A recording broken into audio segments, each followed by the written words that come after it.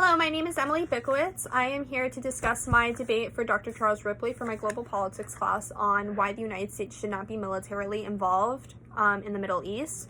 Instead of talking about military presence, I'm going to talk about military assistance and funding that we provide for other countries, more so specifically Israel. Israel has been a very close ally with the United States since World War II, and yeah, so I'm going to just jump right in. So Israel was created in 1948 several years after World War II. In 1945, FDR was talking with, the Jewish community and with Palestine and with the British Mandate that was in control of Palestine at the time. Now, British Mandate did not want a Jewish state to be formed in that territory because they had an alliance and a friendship with that area, and they did not want to tarnish that. After the mandate was over, however, Harry S. Truman was in office at that time, and him, the United Nations, and David Ben-Gurion, who was the head of the Jewish Agency at the time, on May 14, 1948, they recognized Israel as an official Jewish state.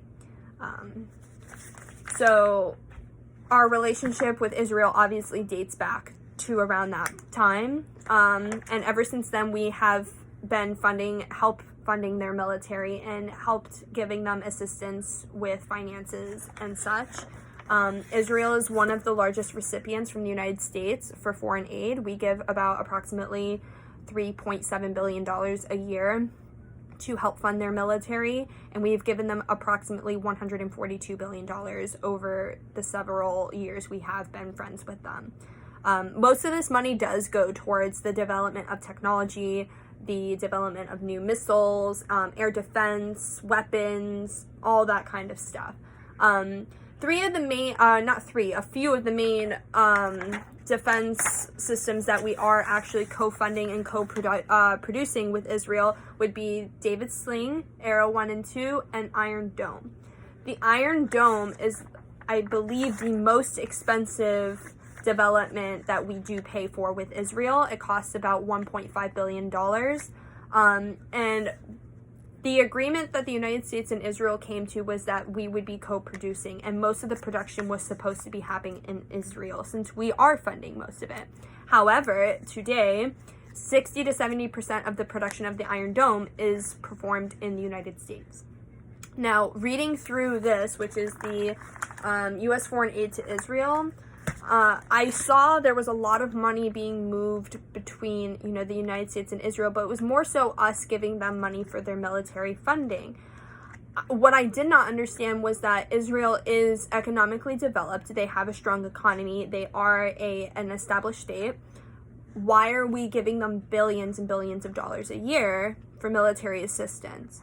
Now, the only argument that I can think of is that, we have a strong presence there. It really helps us with, knowing the area, keeping an eye on the area. However, I don't believe that giving billions of dollars a year is causing that. I believe having a military presence is one thing, but giving a country billions of dollars a year to fund their own military, that does not have to do with a military presence there.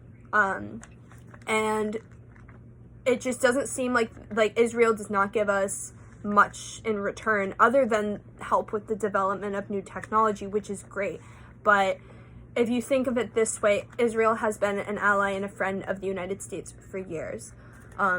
Israel has had kind of some instances that have happened in the past where, for instance, there was a protest along the Palestinian border in Israel. The Palestinians were peacefully protesting the Jewish state, and the Israeli government actually killed hundreds of people.